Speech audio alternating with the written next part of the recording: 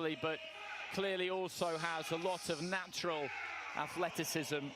Boxes out of the southpaw stance. He'll move around Julio Cruz, or at least he'll try to, and use that jab. So I'm fascinated by this one. He is the master, Cruz. He is the master. But Mouhidiini is a puzzle. He's a box of tricks. He can be at times anyway. Massive underdog, but he's high on self-belief.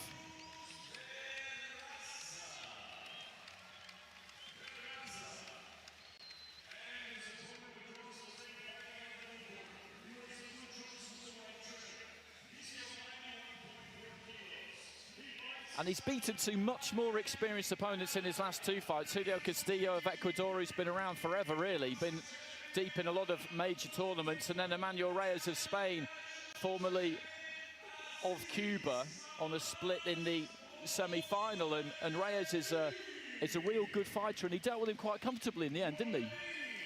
Yeah, Reyes didn't have the style to deal with the quick twitch movements of the man in blue.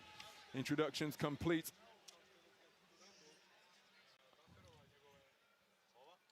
Sporting touch of gloves as referee Said Mufassir sends both boxers back to their respective corners. We await the opening bell in our final contest of Belgrade 2021.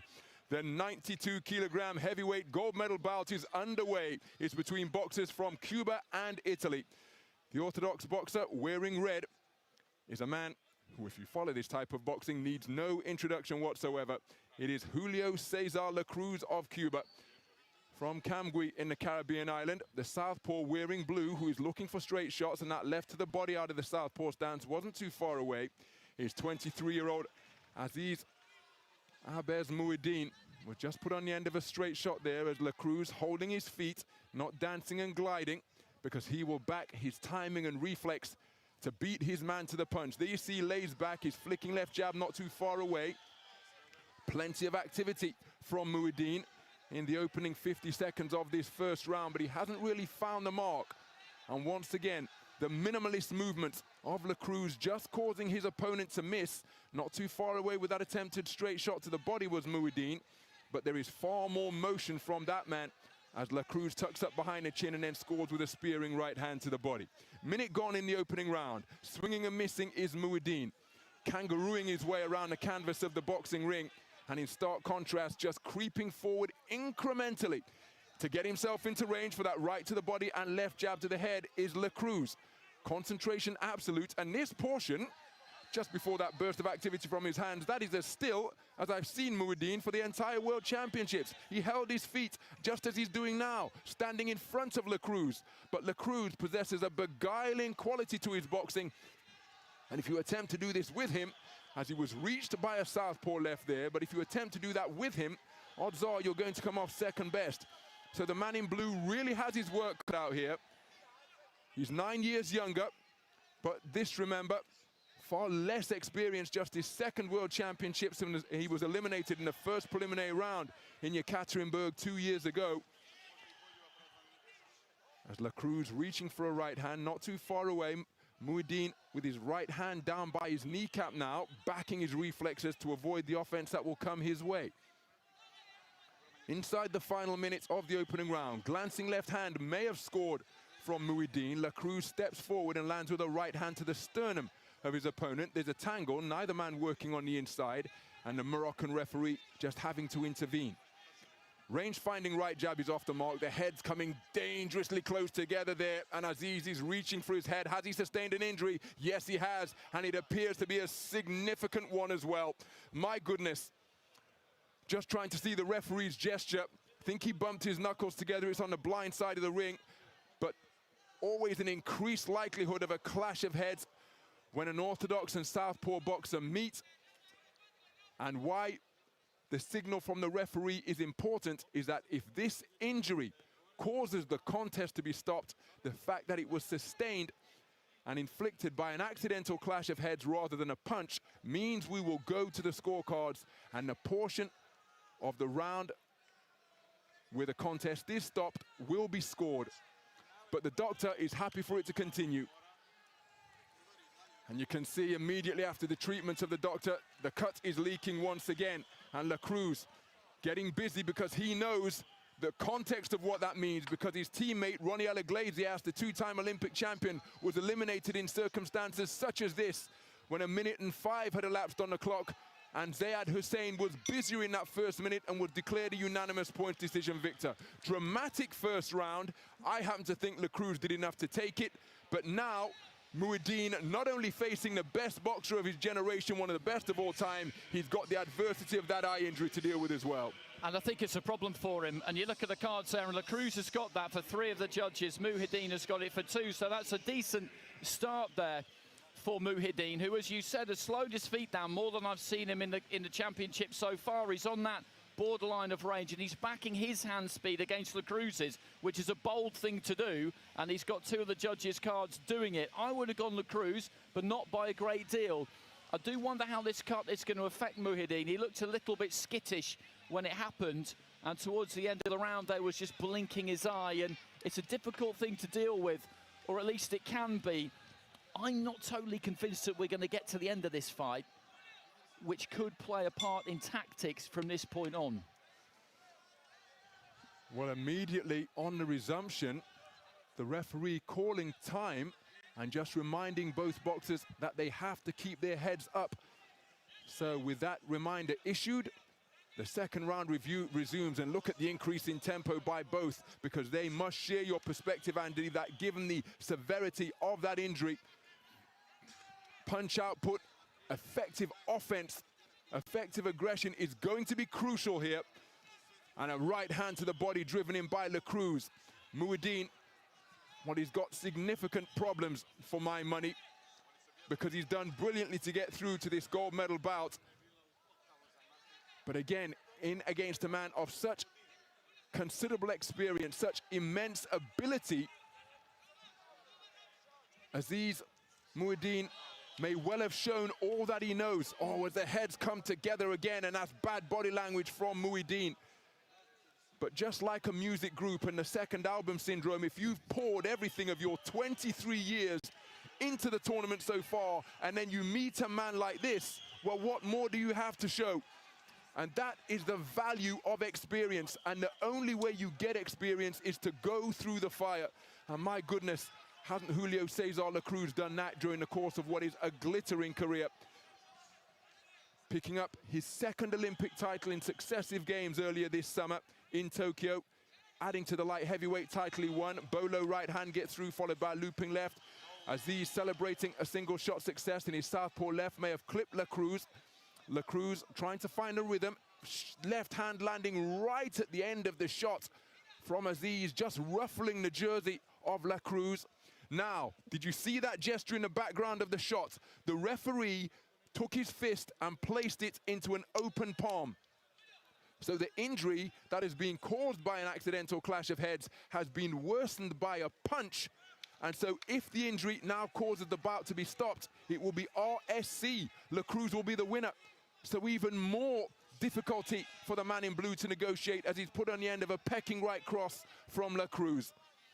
Minute to go in the second round. Both boxers utterly concentrated on their opponent. 2-shot salvo not too far away from Mouhidiini. Saw Mouhidiini in the gym this morning at the hotel as Cruz scores with a right cross and a flicking left jab.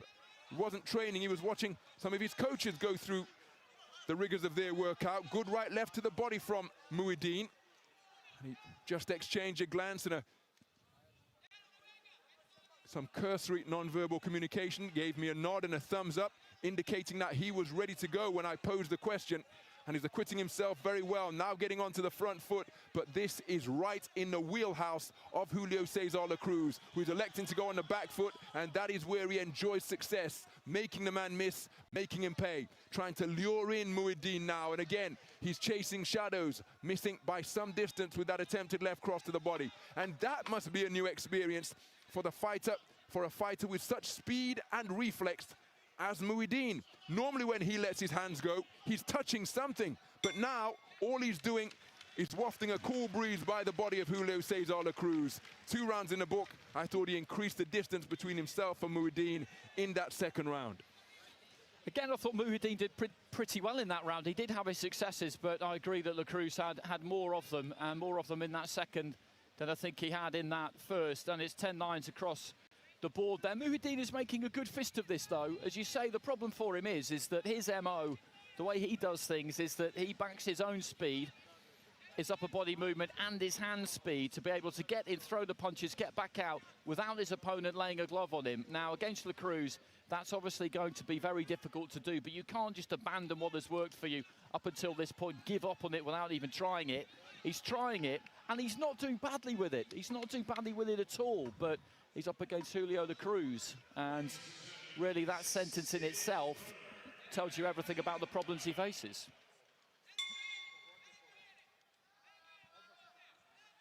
So into the third and final round we go.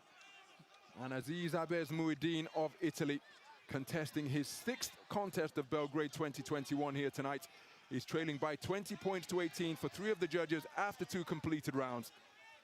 The second round scored unanimously in favor of Julio Cesar Cruz. And now you see Mouhidiini getting back to his usual approach, up on his toes, dodging, darting left and right, letting his hands go with rapid fire flurries. Cruz just looking to slow down the tempo. He disengages and draws his man towards him, trying to reel him into that trap where he fires a hard right hand to the body like that. But credit to Mouhidiini, he came right back with a left cross of his own. Now the corner have done an outstanding job on that cut, because remember, when the doctor treated it after the first inspection, it started to leak once again. Good right hand to the body came behind a left jab from Cruz. But they've used the end swell, they've used the cotton swab and the adrenaline solution, and they have staunched the flow of blood. But at this type of tempo, approaching the midpoint of the final round, Mouhidiini needs a knockout. He's putting the end of a whiplash lead left there from Cruz, who is inching his way towards the ropes. He'll know where he is in the boxing ring. Scores with a left hand to the body, then a right before backing up. Mouhidiini followed him and did catch him with a backhand. He's working away furiously to the body of the man in red. He's looking to the referee and saying, look, the veterans tie me up, give me a break here. But all of that just takes time off the clock. Cruz looking to keep his chin out of harm's way, even though he's presenting it, because of that move there. Exchange of shots with both boxers landed.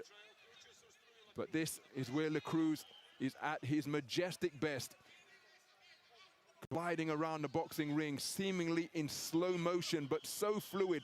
Again, how on earth did he escape from what seemed to be a cul-de-sac? In the corner, shots being fired by a man who is pure fast twitch, and he managed to escape, and he's put on the ends of 2 right hands there, the second one something of a slap.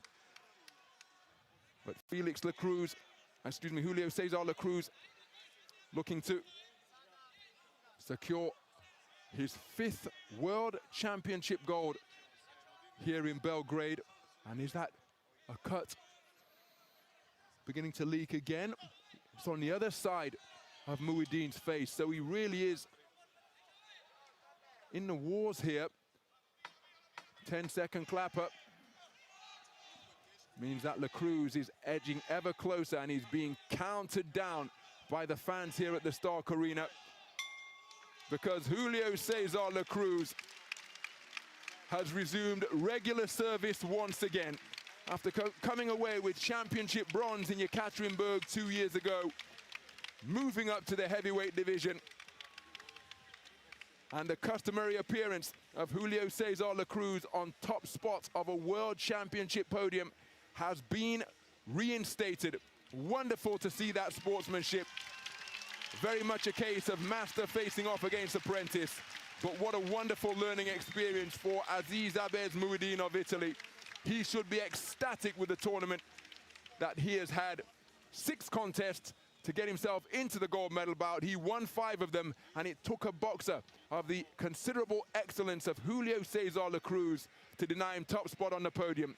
As for Cruz, that is now 5 World Championship golds in this, his 6th appearance in the global event.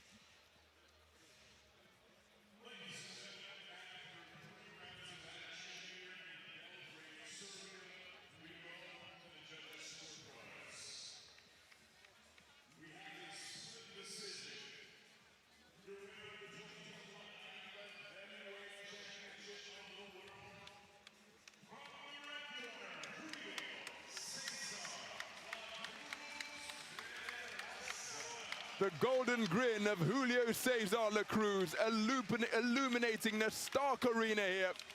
A fistful of World Championship gold for the peerless Julio Cesar La Cruz. He now moves into sole possession on the all-time list. And look at the respect that exists between he and the coaches and he and the boxers. He's now in sole possession of the #2 spot all-time, breaking the tie that he shared with Juan Hernandez Sierra, his compatriot. And now only Felix Savon, with 6 gold medals, stands above Julio Cesar La Cruz on the all-time list. Aziz Abez Mouhidiini, a brilliant silver medal for him, but a quick nail to the canvas, and there is confirmation that it is indeed 5 World Championship golds for the brilliant Julio Cesar La Cruz, the winner and world champion once again. What can you say about him? What else can you say about him? When he suffered that stoppage against Khalil Coe in 2018 and then got bronze in 2019, and it just looked like he was slowing down, his reflexes were going a bit, and that's what you expect as somebody gets older, and I just thought maybe he was coming to the end, but he made the massive step up from 81 to 91, what is now 92 in this tournament, which is a stone and a half in old money. And at that point, I wasn't sure about that. I thought the bigger men might hit a little bit too hard. That, allied with the fact that his reflexes maybe weren't quite as quick, could be a problem. But